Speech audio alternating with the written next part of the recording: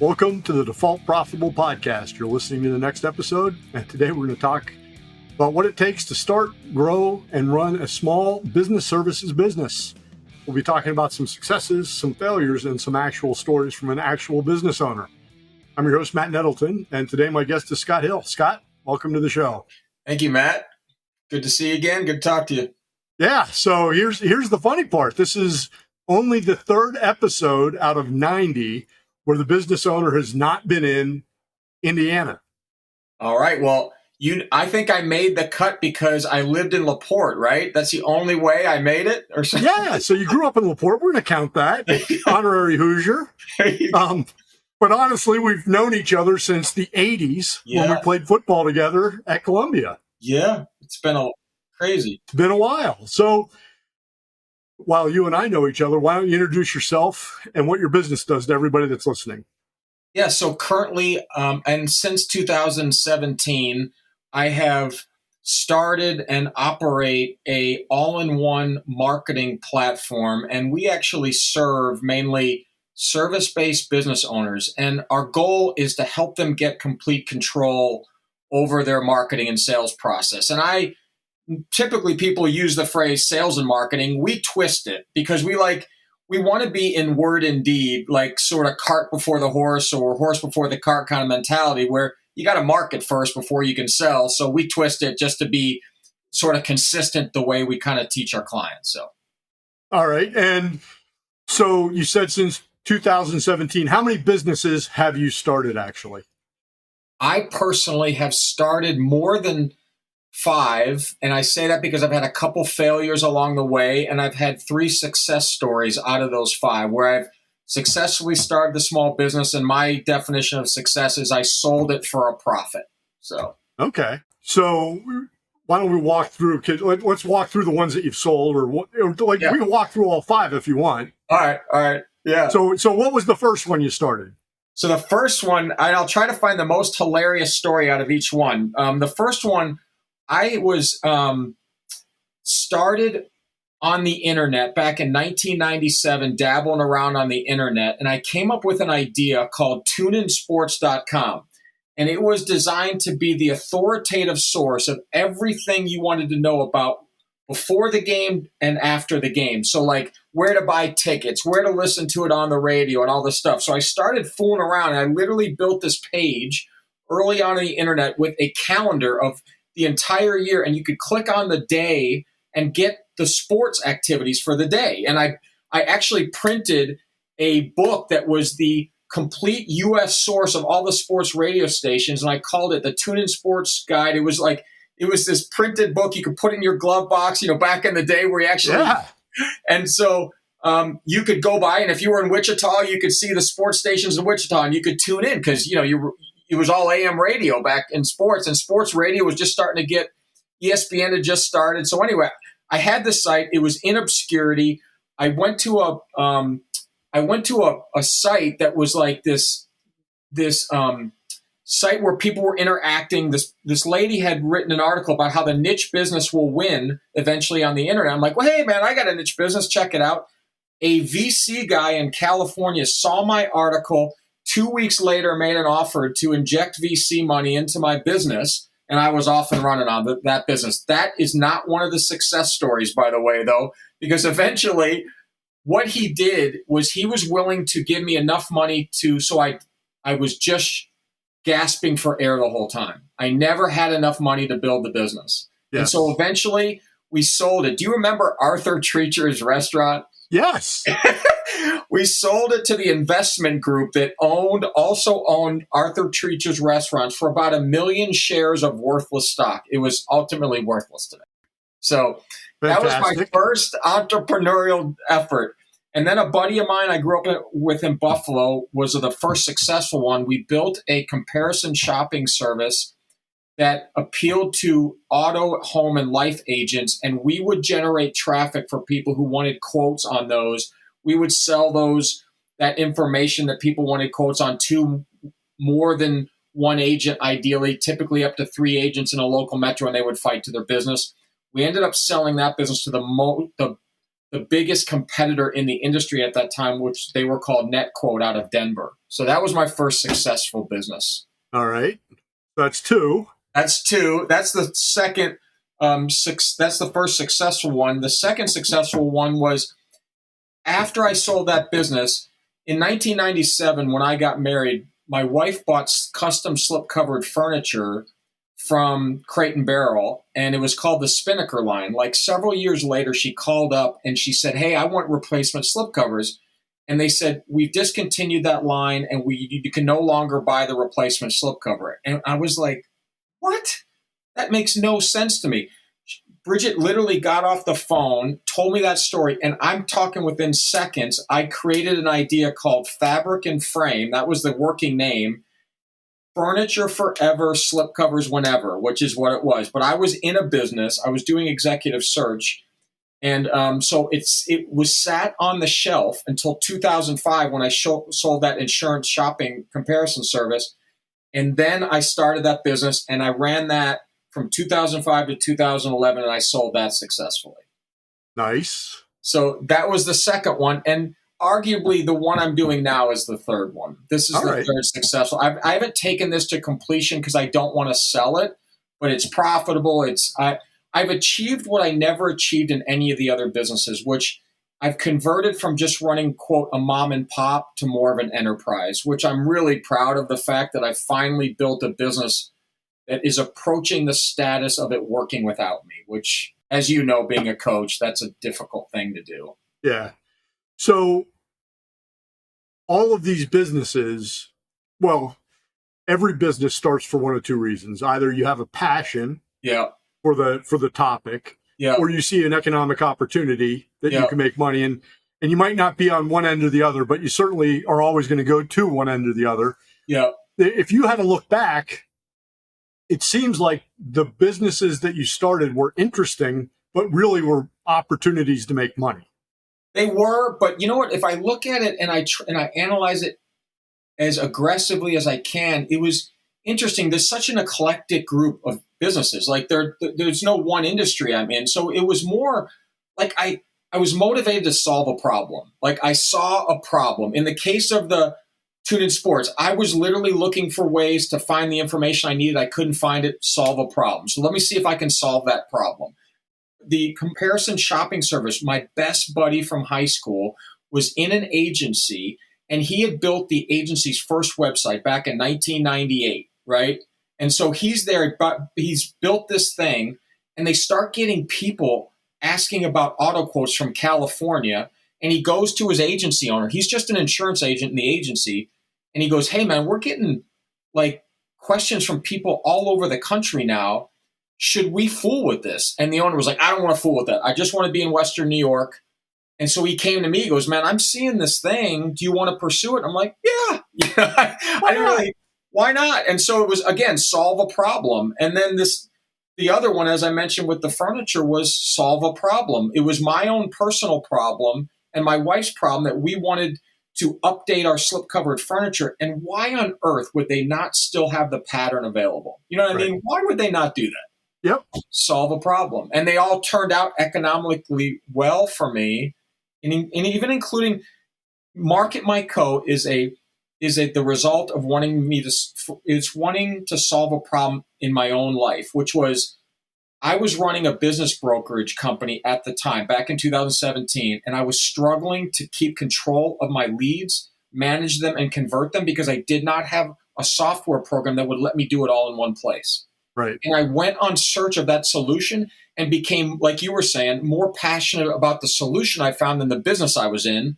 Right. So I transitioned to build this business, and I left the brokerage business because maybe, like you say, when I had to put them both on a scale, I was more passionate about what I found in the software. Well, yeah, but you get there because you figure out, hey, there's money here. Yes, for sure.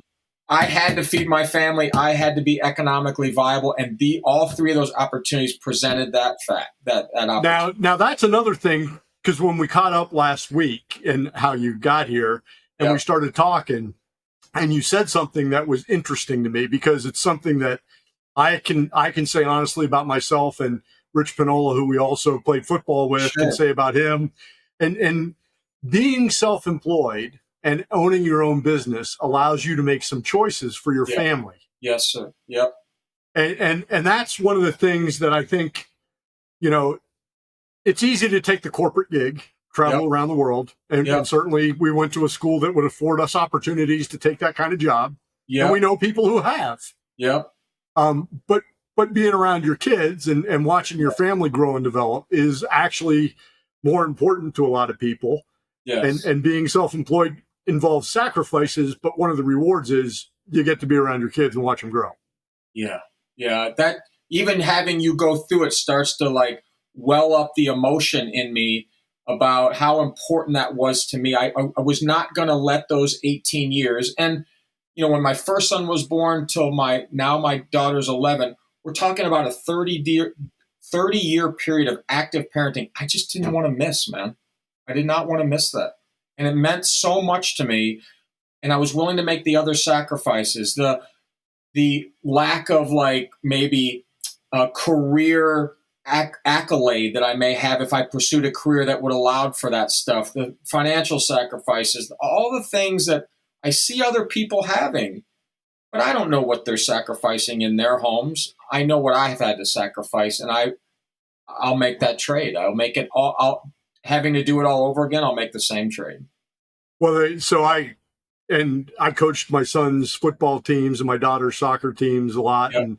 And one of my favorite, grown-up kid memories is I was down visiting my son at IU. Yep. And I got a picture in the middle of the street with my son and Corey and Josh. And my son, Corey, and Josh were my 3rd, 4th, and 5th grade linebackers on my son's youth football team. Yeah. I wouldn't have been able to do that. No. And here they are, they're 20 and 21, and they're happy to take their picture with me, which is cool. And I think the downside of that is I'm 55 years old now. I'm still grinding. I made sacrifices that made me have to grind later in life. Maybe there are others that are retired and their corporate America gigs allowed them to. I just don't want to look my kids in the eye, no matter what age they are, and have them say or hear them say, my dad wasn't around. I just couldn't do it, man. I couldn't do it. Yep. Yeah. So that's something that was the thing that you said that I was like, man, that is something that not a lot of people talk about, but I valued it. It drove my decision. It sounds like it drove your decision. I know it drove Pinola's decision. We talk all the time. I prioritize my life into 4 categories. My Heavenly Father is my most important relationship. I've got to honor that relationship. Then my second most important relationship is my family. My third most important relationship has to be business because I got to put food on the table. Money makes the world go round. And unfortunately, I guess my friends are my 4th priority. And it shows like I wish I had, spent more time with my friends. But by the time all 3 of those first 3 priorities are honored, I just don't have a lot of time left. And that's, which is a whole nother conversation, but loneliness is an epidemic. Yeah. And it is, all over for adult males and even adult women. And that's a bad thing. I actually bowled in a bowling league for 13 years just so I could have one night where I talked to grownups. That's perfect. Yeah, I should have done stuff like that. And it's funny, you being the business coach, this probably acutely. There is a loneliness epidemic, and among business owners, business owners can be really lonely. It's lonely to be a small business owner. Yes. Yeah. Yep. Yep. So, let's go back to when you started the sports tracking scheduling software company.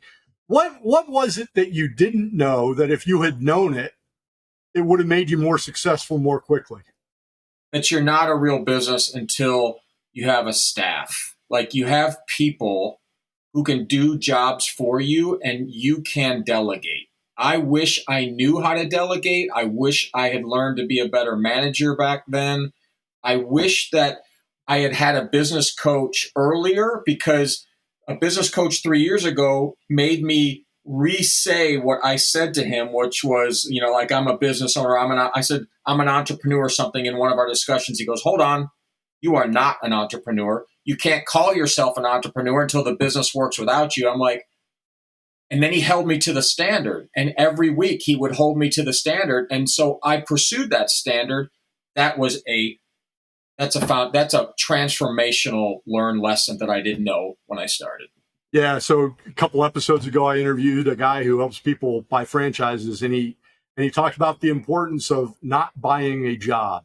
Yeah. Which for a lot of business owners, that's what they end up with, is they have a very expensive job that they can't quit because their boss is a jerk, Yep. which is Yep. them, and has Yep. assigned all the duties and responsibilities to them. Yeah. And so they can't leave. Yeah.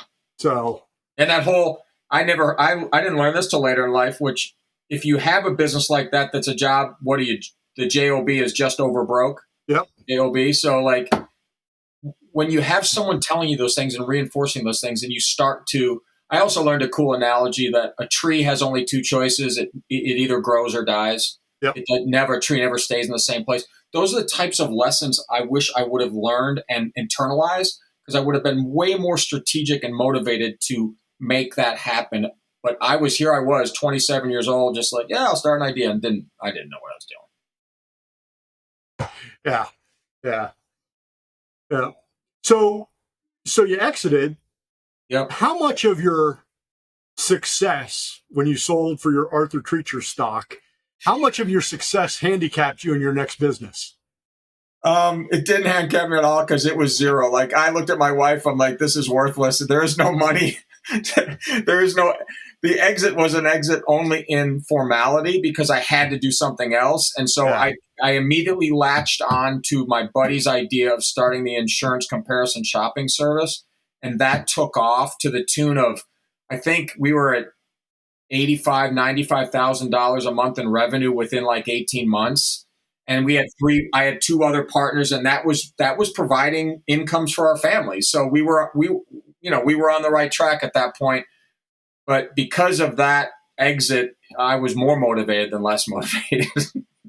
Well, it's funny because in my experience, and this is really a podcast aimed at first-time business owners, but I see a lot of people who have a first success in an exit, yeah, and then try to just do the same thing in a different situation. And they're like, I can't figure out why it's not working. And I'm like, well, different business, brother.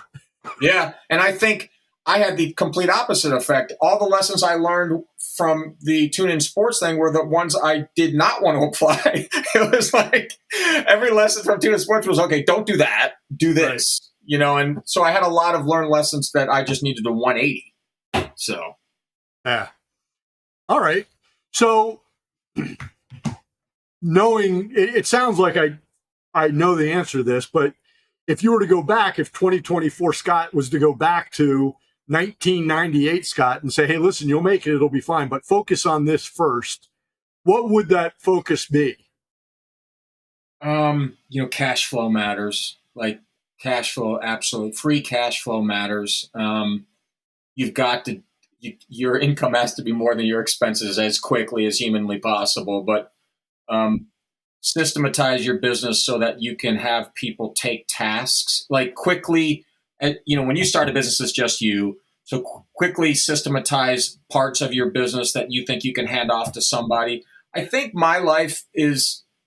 today's world of business is arguably easier than back in the day, because I have a staff of 10 VAs that I pay that are in the Philippines that I get some incredible leverage out of from a standpoint of wage scale, like incredible leverage that I would not get here, because the quality of, the standard of living is so much higher here that I don't have the free cash flow to invest in those types of employees, but I can do VAs, and they're just as smart as us. They just have a really wicked accent most times. Yeah. But everything else about them is good. And in fact, their immigrant mentality is alive and well. So that does help. Yeah. That does help. And the free cash flow thing is where the name of the podcast comes from, to fall profitable, because I got tired of talking to tech startups that are like, oh, we're gonna lose an investor's money, then we're gonna get a bigger investor, we're gonna lose their money, then we're gonna get a bigger investor. By the time we lose the third investor's money, everybody will be rich, we'll sell the company. I'm like, no, you gotta make more than you spend this week. Yeah. That's a lesson. Yeah. Back in then, I would have, I think I just would have been right now. It's like I get up in the morning. Okay, I need more money than my expenses. Back then, I don't think I was as focused on as I should have been. Yeah. So when one of your buddies who's a cog in the corporate machine comes to you and says, "Hey, listen, I'm thinking about leaving the corporate machine, start my own business," what story do you tell them to convince them it's a stupid idea? I don't tell many stories, but I will say I need you to grasp the analogy that the grass is not greener. It is not greener. It's a different shade of green. Like the world you're coming from has a lawn, and it's one shade of green, and there are bare spots in it. There's weeds in it. There's all this stuff. Business ownership is not a better shade of green. It's just a different shade of green. It has different weeds. It has different bare spots. It has different sacrifices and challenges. But you cannot go into this thinking the grass is green. You can't. Unless you have a tree in the back that prints money and you can just keep going for as long as you want to go until you figure it out. Please don't go into this thinking the grass is going to be greener because you've heard the romance of you own your time. You're not going to make other people rich. You're going to make your own self rich. All those qualities that make what the statistic is 70% of people want to be their own boss. Be very careful. Yeah. 70% of people want to be their own boss, and 100% of those people don't want to do sales. Yeah. And they're stunned they're out of money. Yeah. What a punch in the face when you realize your passion of helping people get in shape turns into a gym that you purchase, and then you realize the sales function is something you got to do every second of every day, and that's something you never liked. Man, don't do it. Well, so second or third episode of a lady named Lorraine Ball said her lesson was that you're never in the business that you think you're in. You're in the selling of the business that you're thinking in. She was, I thought I was in marketing services. I wasn't in marketing services. I was selling marketing services. Yeah, I could do the marketing as soon as I sold it. That's profound. Yeah. I mean, it's absolutely profound. So, all right. Any advice that you would give somebody who's thinking about starting a business? Save your money, have your money, get your approval, get the buy-in for your wife. I'll tell you a story about my wife and I. My wife, I never had a dream growing up. I certainly didn't dream at 11 that I want to be a marketing software owner. My wife, since the age of 11, has known she's wanted to be a stay-at-home mom. It's the thing that has been her burning desire since the age of 11. And since I never had a dream, when we got married, I said, I know I'm fiercely independent. I know I really have no desire to make someone else rich. And I know I want to control my time.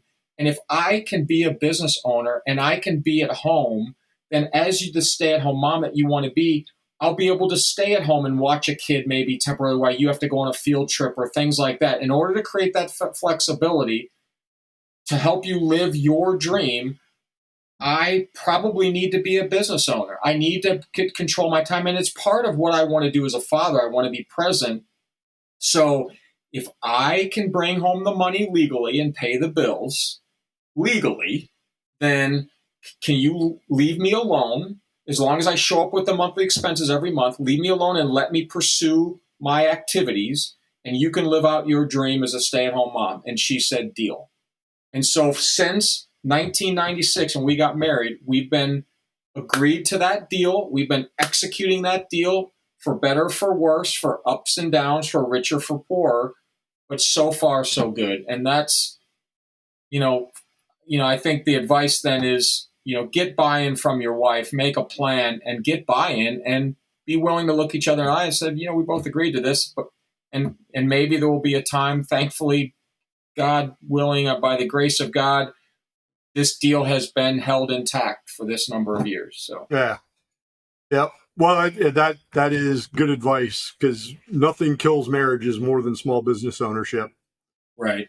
There's a lot of ways it goes wrong. Yeah, and I respect the work that you do, because you're on the front lines witnessing more of those stories than I am. Like I'm just focused on my one story, but you get to see all those stories, and that's the thing. So, all right, well, I think those are some pretty good points. That's a quick 25 minutes. Yeah, went by fast. We'll wrap it up.